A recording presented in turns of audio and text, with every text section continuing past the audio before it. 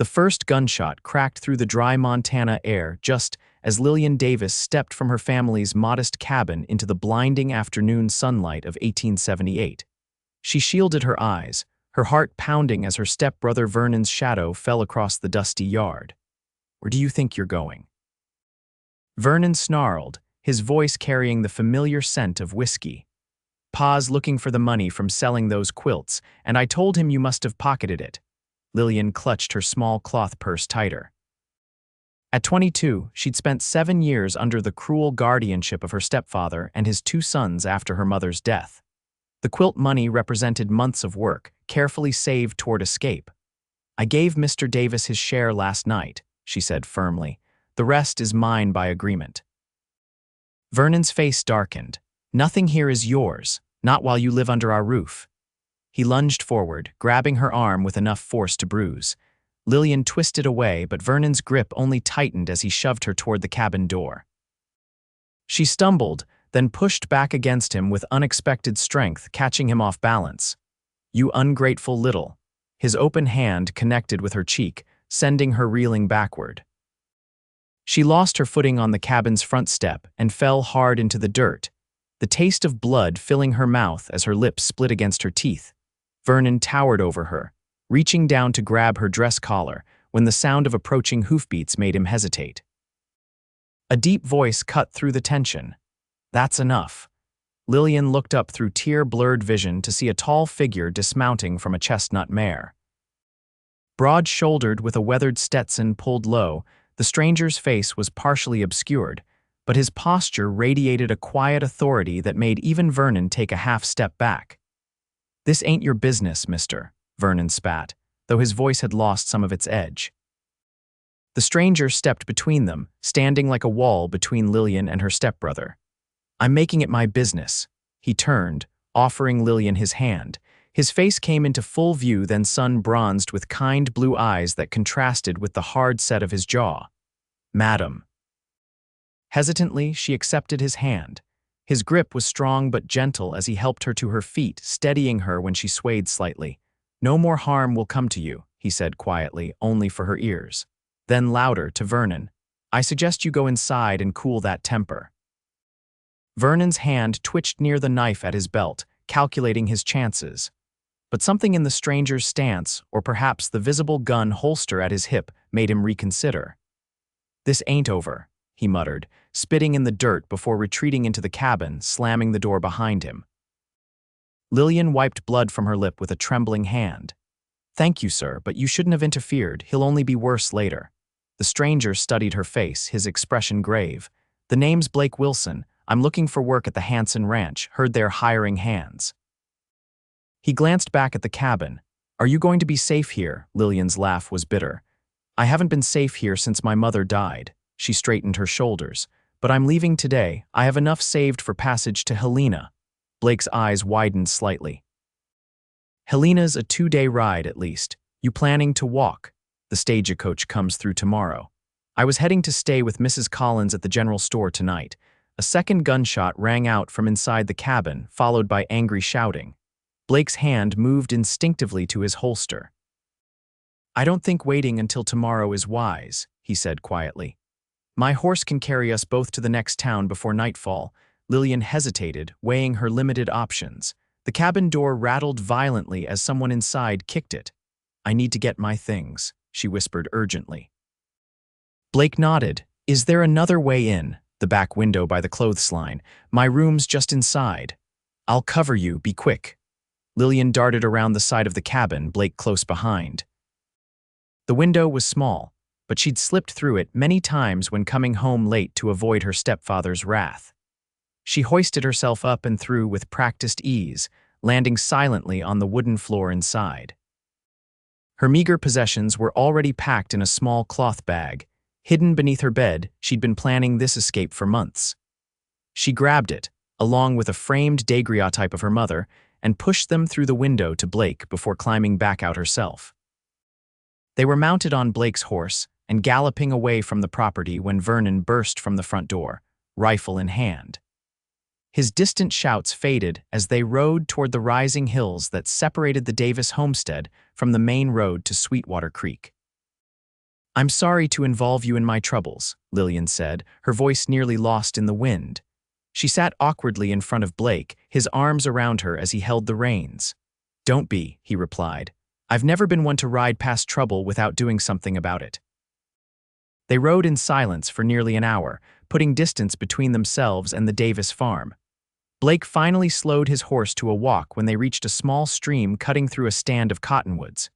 We should rest the horse, he said, helping Lillian dismount. She winced as her feet hit the ground, the bruises from her fall making themselves known. Blake noticed immediately, "You're hurt." It wasn't a question, "It's nothing, I've had worse." She tried to smile, but her split lip made her flinch. Blake frowned, reaching into his saddlebag for a small tin of salve and a clean handkerchief. He dampened the cloth in the stream and offered it to her. "For your lip," he explained.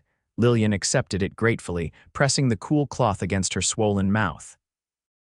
"Why are you helping me, Mr. Wilson? You don't know me." Blake knelt by the stream, letting his horse drink. "My sister." He began, then stopped.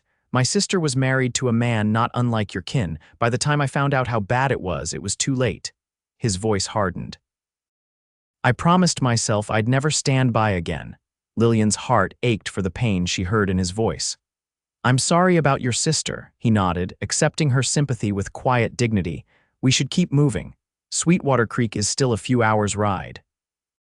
As they traveled, Lillian learned that Blake was 28, had been working ranches since he was 15, and was heading to the Hanson spread on the recommendation of a former employer. He'd fought briefly in the war as a young man, though he didn't say which side, and had been drifting westward ever since. "What about you?" he asked as they crested a hill overlooking miles of golden prairie. "What's waiting for you in Helena, my mother's cousin?" Lillian replied. "She owns a dressmaking shop. She wrote last year offering me work, but my stepfather intercepted the letter." She touched the small purse hidden in her dress pocket. "I've been saving every penny I could hide from them." By late afternoon, the first buildings of Sweetwater Creek came into view, a dusty main street lined with weathered structures that comprised the heart of the small trading settlement. Blake guided his horse toward the town's single hotel, a two-story building with peeling paint and a sagging porch. "Wait here," he said after helping Lillian dismount. "Let me see about rooms." Lillian stood nervously beside the horse, acutely aware of curious glances from passers-by. Her dress was dusty, her lips swollen, and she was alone with her bag in front of the only hotel in a town where she knew no one. She fought the urge to flee. Blake returned looking troubled. "There's only one room available," he said. "I can sleep in the stable with the horse." Lillian shook her head. "You've done enough. I can't take your money for a room." "It's not charity," Blake insisted. "Consider it payment for helping you reach town safely." Before Lillian could argue further, a commotion erupted at the far end of the street. 3 riders entered the town at a gallop, and Lillian's blood ran cold as she recognized her stepfather's bay gelding. Vernon and his brother Elias flanked their father, all 3 scanning the street with dangerous intent. "They found us," she whispered, shrinking against Blake's horse. Blake assessed the situation quickly.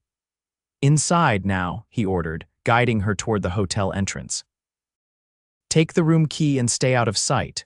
"What about you?" "I'll handle them." His hand rested briefly on her shoulder. "Trust me." Lillian hurried inside, heart pounding as she climbed the narrow stairs to room 4. Through the window, she watched as Blake calmly tied his horse to the hitching post and positioned himself on the hotel porch, apparently relaxed but clearly watching the Davis men. It didn't take long for Vernon to spot Blake's distinctive chestnut mare. The 3 men rode directly to the hotel, dismounting with angry purpose. "Where is she?" Samuel Davis demanded, his voice carrying through the thin windowpane. At 50, he was still powerfully built, with a reputation for violence that extended beyond his treatment of his stepdaughter. Blake leaned casually against a porch post. "Who might you be looking for?" "My daughter," Samuel spat. "The ungrateful girl who stole from me and ran off." "Sounds like a family matter," Blake replied evenly, "but I haven't seen any young women traveling alone today." Vernon stepped forward menacingly. "You're lying. We tracked your horse's prints from our place." Lillian held her breath, watching the confrontation unfold. Blake hadn't moved from his relaxed posture, but she noticed his right hand had drifted closer to his holster. "The girl belongs with her family," Samuel insisted. "She's unstable, prone to making up stories."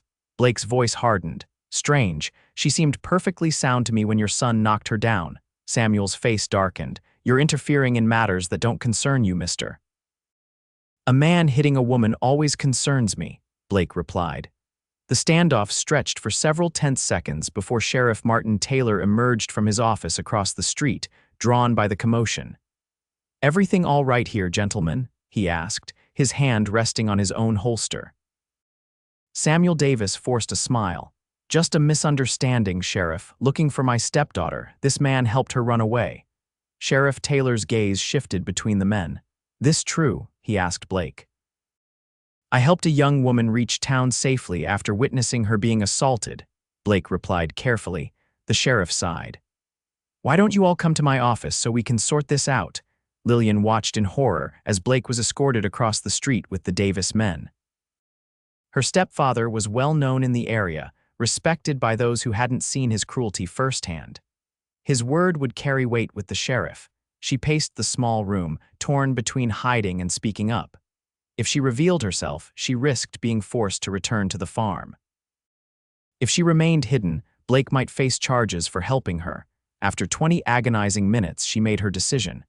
Gathering her courage, she left the hotel and walked directly to the sheriff's office, pushing open the door to find all 4 men inside. "There she is," Vernon exclaimed, starting toward her. "Stay where you are," Sheriff Taylor ordered, rising from his desk. He turned to Lillian. "Miss Davis, your family claims you stole money from them and ran away."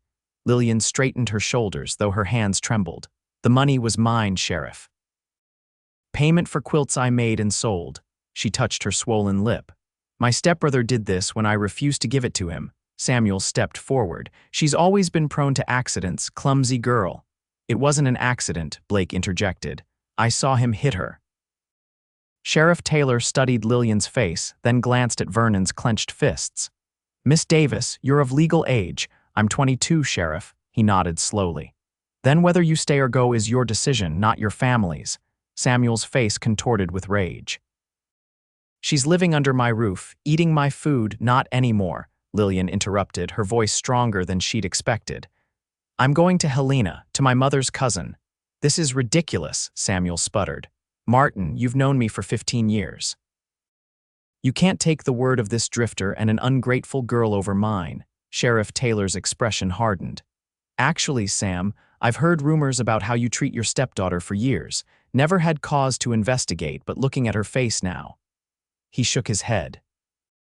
"Miss Davis is free to go wherever she pleases, and if you or your boys cause any more trouble in my town, you'll be spending the night in a cell." The relief that washed over Lillian nearly buckled her knees. Blake moved to her side, a steadying presence as her stepfather and stepbrothers were escorted from the office with warnings to leave town immediately.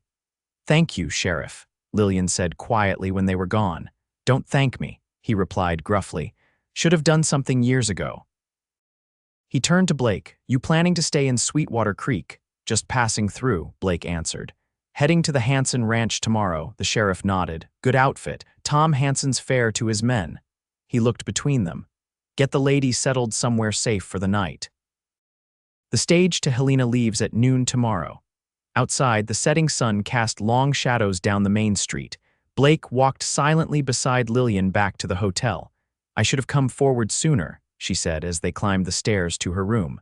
"I'm sorry you were dragged into this." Blake shook his head. "You've nothing to apologize for." At the door to room 4, Lillian hesitated, key in hand. "I haven't thanked you properly."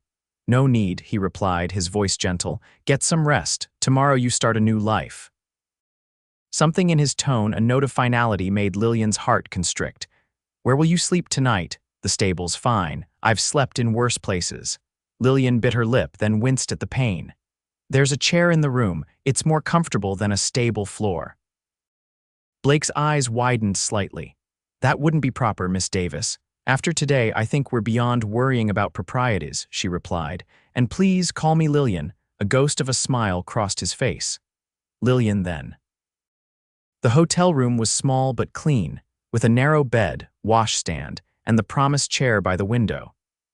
Blake insisted on bringing up water for Lillian to wash, then discreetly turned his back as she cleaned away the day's dust and changed into her nightgown behind a makeshift screen of her shawl. "I'll leave you to sleep," he said when she emerged, her damp hair hanging in a single braid down her back. "Stay," she replied softly. "Please, I don't want to be alone tonight." He studied her face as if searching for hidden meaning in her request, then nodded once. "I'll take the chair." Lillian slept fitfully despite her exhaustion, waking several times to reassure herself that Blake was still there. Each time, she found him in the chair by the window, sometimes dozing, sometimes watching the street below with vigilant eyes. Near dawn, she woke to find him standing by the window, silhouetted against the pale light of early morning. "Did you sleep at all?" she asked, sitting up. "Enough," he replied, turning to face her. "How's your lip?" Lillian touched it gingerly. "Better, still sore." Blake nodded, his expression unreadable. "I should check on the horse. Get us some breakfast." After he left, Lillian dressed carefully in her best dress of faded blue cotton with minimal mending. She repacked her few belongings, trying not to think about how quickly she would be saying goodbye to the man who had changed her life in less than a day. Blake returned with coffee and fresh bread, setting them on the small table by the window. "Sheriff Taylor saw the Davis men leave town last night," he reported. "Headed east, away from the stage road to Helena." Relief flooded through her. "That's good news." They ate in companionable silence, the rising sun streaming through the window. Lillian found herself studying Blake's profile, committing to memory the strong line of his jaw, the way sunlight caught in his dark blonde hair. "Why the Hanson Ranch?" she asked suddenly. "You seem like you could work anywhere." Blake's hand stilled around his coffee mug. "I've been moving around for years. Time to put down roots somewhere." He met her gaze. "What about you? What will you do in Helena besides sewing?" "Live freely," she answered immediately. "Make my own decisions, maybe." She hesitated. "Maybe find someone to care for who cares for me in return." Something flickered in Blake's eyes before he looked away. "We should get you to the stage office. Make sure your ticket's secure." The stagecoach office was already busy when they arrived. Lillian purchased her ticket with carefully counted coins from her purse, fighting unexpected tears as the clerk handed her the paper slip that represented her freedom. "Stage leaves at noon," the clerk announced. "1 trunk or 2 valises allowed per passenger." Blake carried Lillian's bag as they walked toward the town's only cafe for a final cup of coffee before her departure. They were crossing the street when a shout from the livery stable caught their attention. "Wilson, there you are!" A burly man in a leather vest hurried toward them. "Been looking all over for you." Blake frowned. "Do I know you?" "Tom Hanson." The man stuck out his hand. "Sheriff mentioned you were headed to my ranch, came into town for supplies and thought I'd catch you before you rode out there." Blake shook the offered hand. "Wasn't planning to head out until this afternoon." Hanson's weathered face creased in a smile. "Good thing I found you then. Position's been filled. Hired the Henderson boy yesterday." Lillian felt Blake stiffen beside her. "I see." "Sorry to disappoint," Hanson continued, apparently oblivious to Blake's reaction. "If you're still looking for work, Baker's Spread north of here might be hiring." After Hanson left, Blake stood motionless in the street, his expression carefully blank. "Well," he said finally, "seems my plans have changed." Lillian's mind raced. The stagecoach would leave in 2 hours, taking her to Helena and her new life. Blake now had no immediate destination. "Come with me," she blurted out. Blake's head snapped up. "What?" "To Helena," she clarified, her heartbeat thundering in her ears. "There must be work there. It's a growing city." "Lillian." His voice was gentle. "You don't know me, not really." "I know enough," she insisted.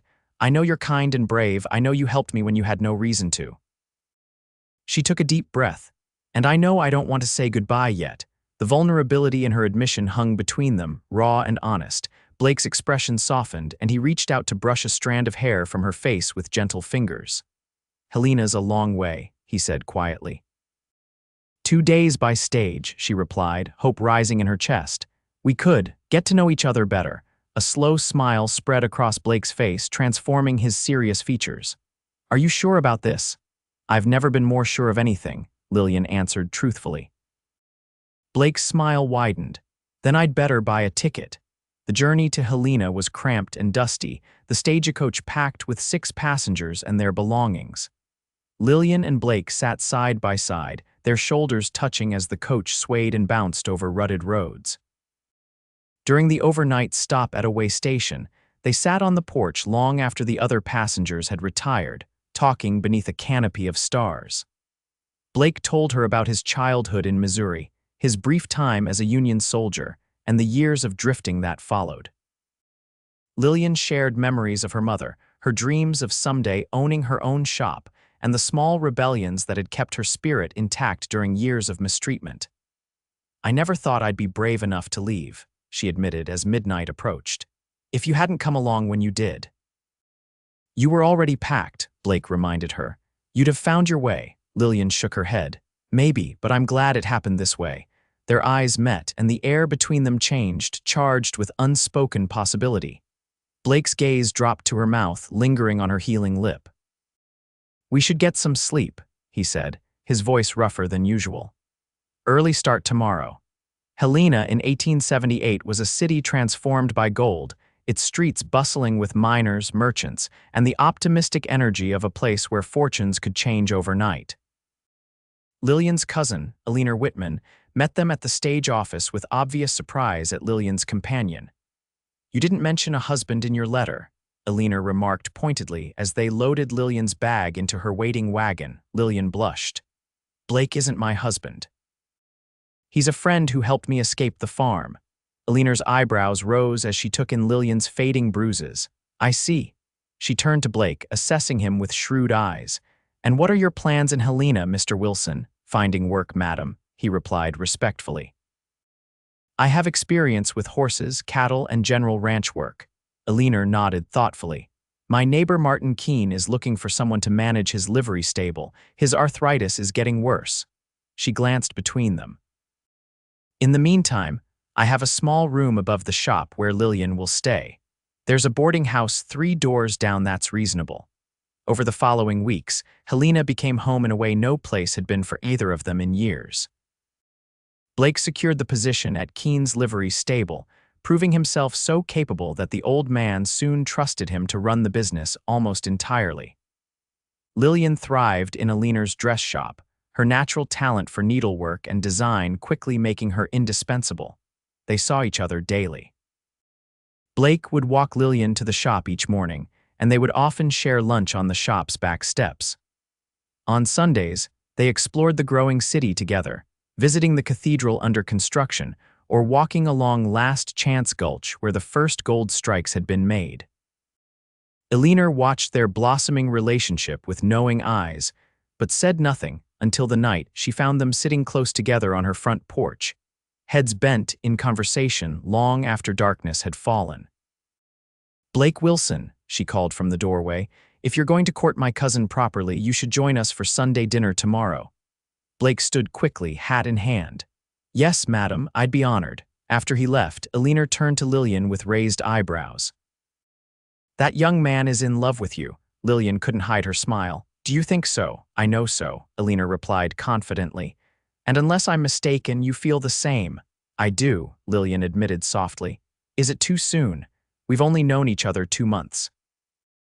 Helena sat beside her, taking her hand. "Your mother and father knew each other just 6 weeks before they married. When it's right, it's right." She squeezed Lillian's fingers.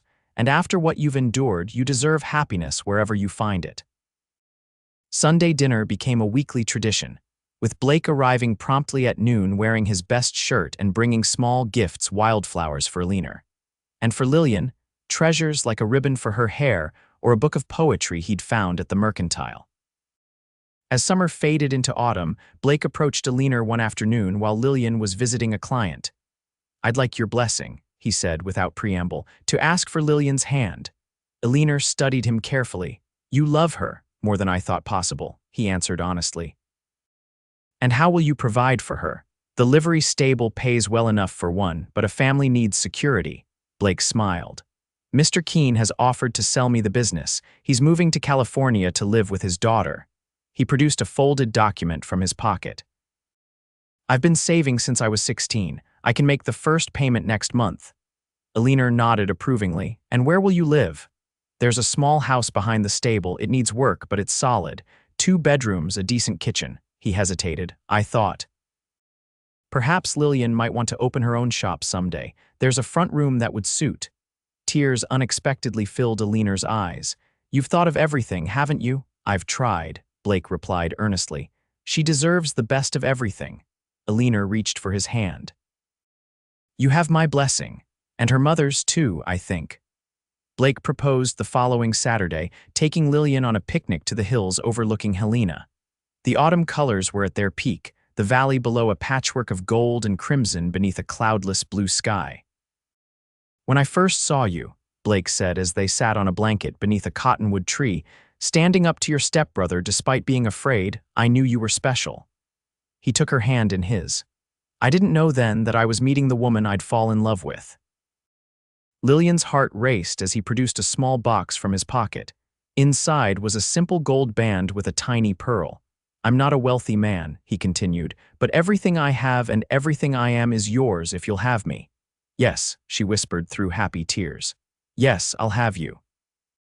They married in November at Helena's new cathedral, with Helena and Martin Keene as witnesses. The small house behind the livery stable became their home, and as Blake had predicted, the front room eventually became Lillian's Designs, a modest but successful dressmaking shop specializing in wedding gowns and fine attire. On their first anniversary, as they sat before the fireplace in their cozy living room, Blake presented Lillian with a special gift, a framed photograph of them on their wedding day, positioned beside the treasured daguerreotype of her mother. Our family, he said simply. Lillian leaned against his shoulder, her hand resting on the slight swell of her belly where their child was growing.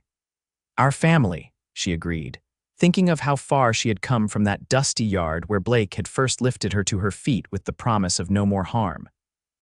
That promise had been kept, replaced by others equally sacred. To love, to cherish, to build a life where both could flourish. As the fire crackled and snow began to fall outside their window, Lillian knew with absolute certainty that sometimes the bravest thing a person can do is reach for happiness, and that sometimes, against all odds, that happiness reaches back.